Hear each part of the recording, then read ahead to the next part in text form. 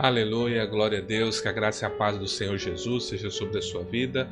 Desejo a você uma excelente quinta-feira, que Deus te abençoe nesta manhã, nesta tarde, nesta noite, que o favor do Altíssimo cubra todo o seu dia, cubra sua casa, seu trabalho, toda a sua família, em nome de Jesus. Vamos render graças ao Pai? Pai, a Ti rendemos graça pelo santo e poderoso nome de Jesus. Graças te damos, obrigado pela noite de sono, obrigado pelo dia que se apresenta, por esta manhã, por esta tarde, por esta noite. Que o Senhor esteja conosco, nos ajude e nos auxilie, nos dê sabedoria, abra nossa mente para entendermos, Pai, e recebermos da sabedoria que o Senhor tem para nós. É o que nós pedimos, te louvamos e agradecemos, em nome do Senhor Jesus. Aleluia. Amém. Glória ao bom Deus, né? Então, vamos estar lendo Provérbios 17, que tem 28 versículos, mas nós vamos ler até a metade, vamos ver até o 14, tá? Então, diz assim o versículo 1. É melhor comer um pedaço de pão seco, tendo paz de espírito, do que ter um banquete numa casa cheia de brigas, né?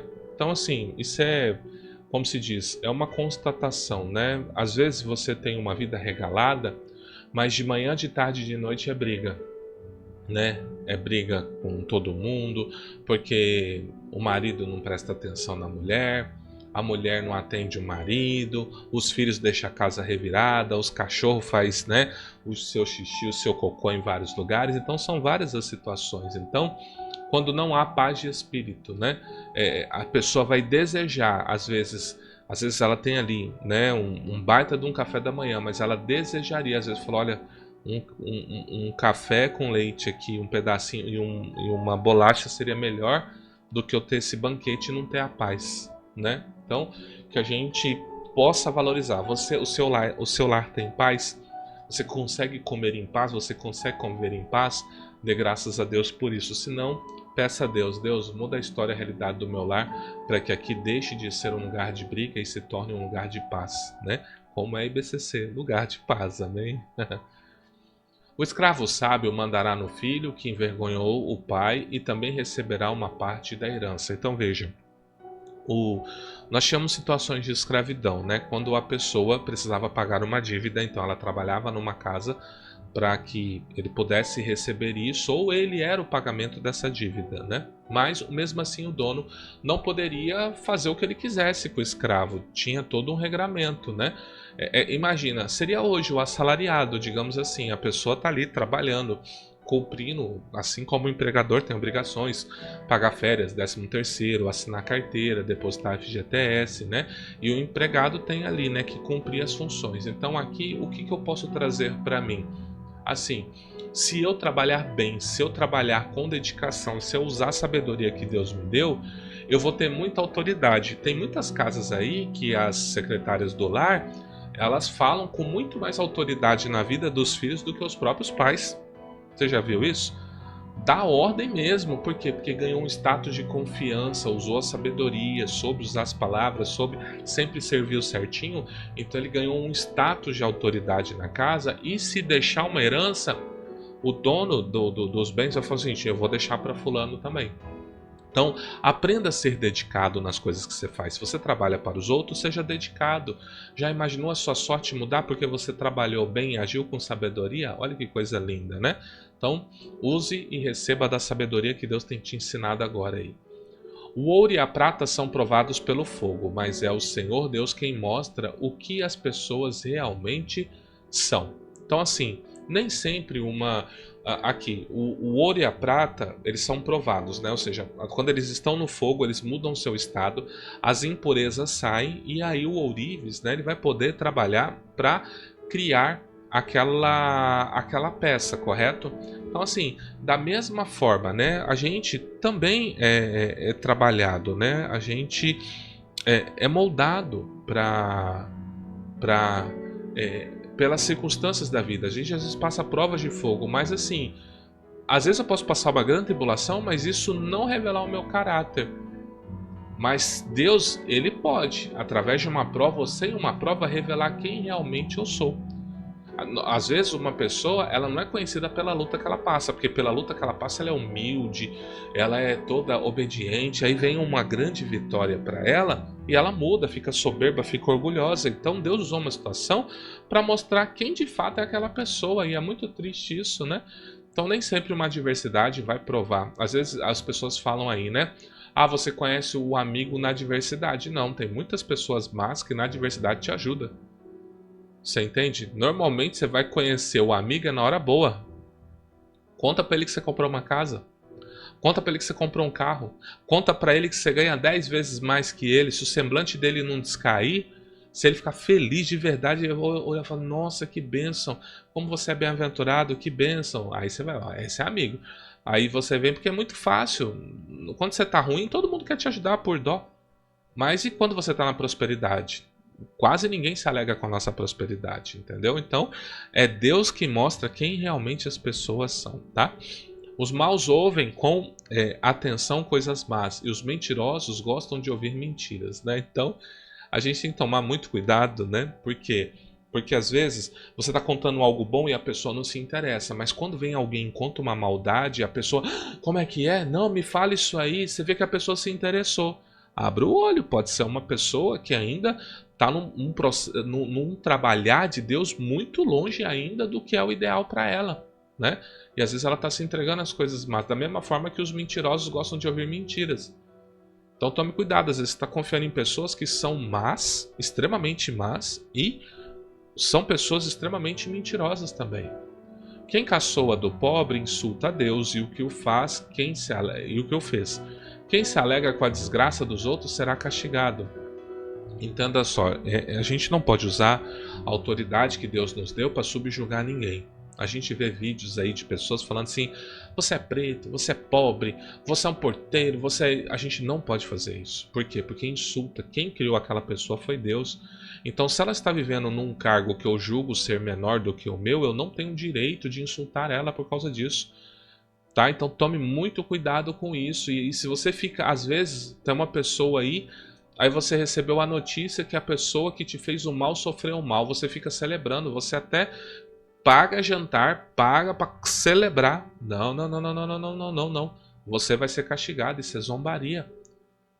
Ninguém deveria sofrer justiça, você entende? Se ela sofreu justiça é porque ela plantou algo que ela não deveria. Então lembre-se de Davi, ele tinha todo o direito de fazer coisas ruins com Saul e não fez. E quando Saul morreu, ele chorou. Eu sei que é difícil, mas se ele que não tinha o que nós temos hoje, esse selo extraordinário do Espírito Santo, né, a gente tinha que ser, a nossa postura e a nossa atitude tinha que ser muito melhor. Você não concorda comigo? Assim como os avós se orgulham dos netos, os filhos se orgulham dos pais. Então, filhos bem criados, né? Uma família saudável, isso gera coisas tão lindas, né? Então, que você possa ter um bom relacionamento com a sua família, que você possa viver coisas lindas com a sua família, né? E você possa ser, né, um orgulho dos seus avós, e que os filhos possam ter orgulho dos seus pais, né? É mais fácil um tolo dizer alguma coisa do que se aproveite, do que um homem de respeito dizer uma mentira. Entenda. É mais fácil um tolo dizer alguma coisa que se aproveite do que um homem de respeito dizer uma mentira. Olha só que coisa, né? Um homem de respeito, ele não vai falar mentira. Uma pessoa de valor, uma mulher de valor, não vai ir pelo caminho da mentira. Então, assim, é muito mais fácil um tolo, uma pessoa que faz tolices, né, falar algo bom, do que uma pessoa direita buscar um caminho ruim. É muito mais fácil. Então, vamos, né, observar. Então, aqui é para a gente observar, ter discernimento. Aqui é um discernimento natural de ações de pessoas, né? Alguns pensam que com dinheiro podem comprar qualquer pessoa. Acham que o suborno é uma coisa mágica, né? Você não conhece, né? Às vezes a pessoa vai tomar uma multinha lá, aí ele pergunta lá, né, pro guarda, né? Tipo, o que a gente pode fazer para resolver a situação, né? E aí fica tentando, e ele pensa assim: porque eu tenho dinheiro, porque eu tenho uma situação, eu posso, né, comprar, eu posso fazer o que eu quiser, né? Então, Não. Não seja você assim. Tem pessoas que pensam dessa forma. Não seja você assim. Quem perdoa uma ofensa mostra que tem amor, mas quem fica lembrando o assunto estraga a amizade. Então, assim, quando nós resolvemos um assunto, quando houve reconciliação, quando houve perdão, então nós devemos tomar esse cuidado de não ficar trazendo à memória assuntos já resolvidos.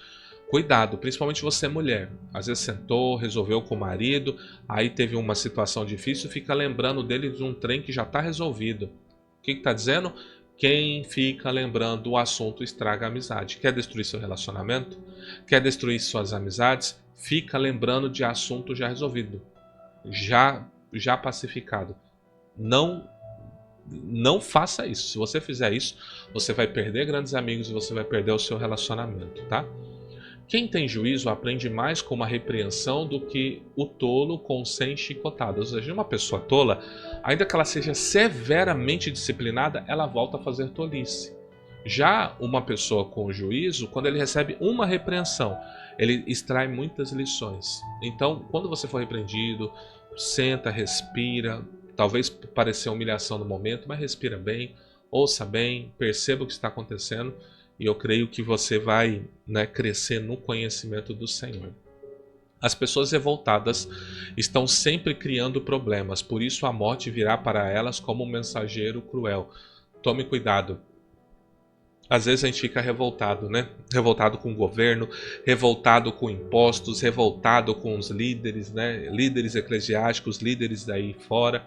Toma cuidado. Pessoas que são revoltadas vivem criando problemas e quando vier a morte vai ser uma morte terrível, vai ser algo ruim, tá? Então cuidado com as revoltas do coração.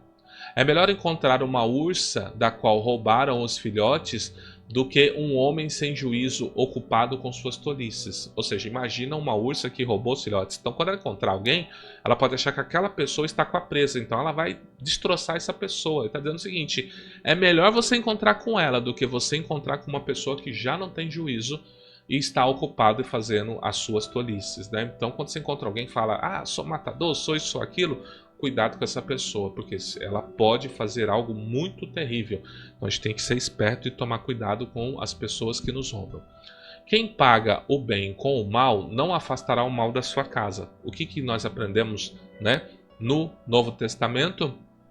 Que nós devemos pagar o mal com o bem. Então as pessoas que nos fazem mal, nós devemos fazer o bem. O que o Senhor Jesus nos ensinou? Orem, amem.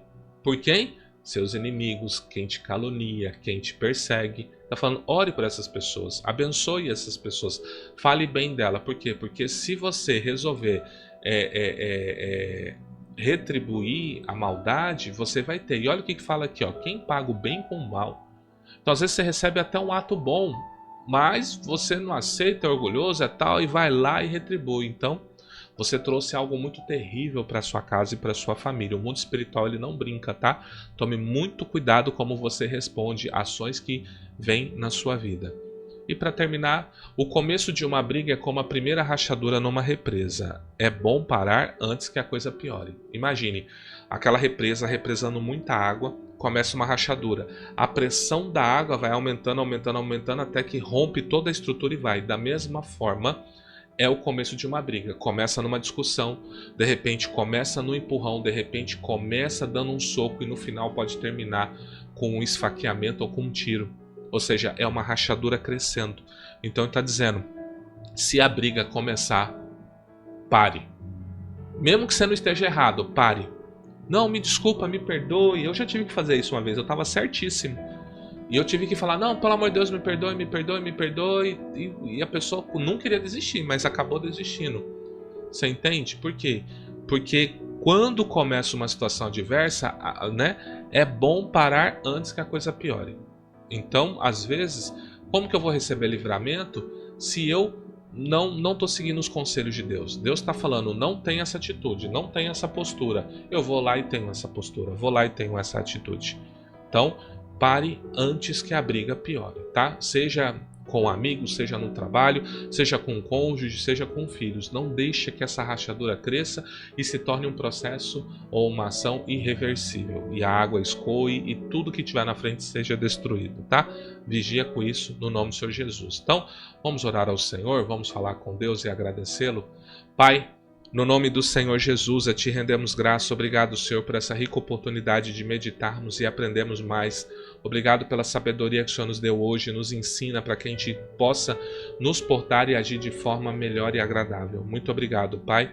Toda honra, toda glória, todo louvor e adoração sejam dados a Ti. Que o Senhor abençoe e guarde a minha vida e a vida desses queridos irmãos que acompanham esses devocionais, no nome santo do Senhor Jesus. Aleluia. Amém. Que o Senhor Deus te abençoe e te guarde, que a sua luz resplandeça no seu rosto, que Ele tenha misericórdia de ti e que a paz dele seja sobre ti. Desejo a você um ótimo dia, no nome santo do Senhor Jesus. A paz. Grande abraço.